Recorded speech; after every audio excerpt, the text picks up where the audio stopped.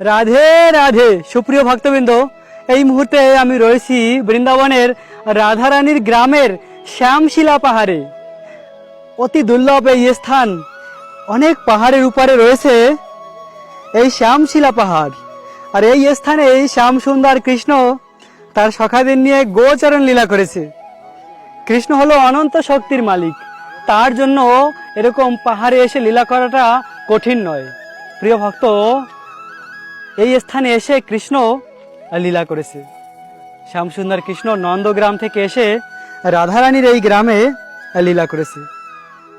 আর এই স্থানের নাম প্রসিদ্ধ, এই পাহাড়টির নাম হয়েছে কৃষ্ণের নামে শ্যামশিলা।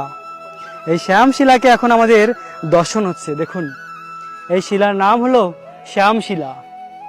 জয় জয় শ্যাম সুন্দর ভগবান কি, শ্রীমতী রাধা রানী কি।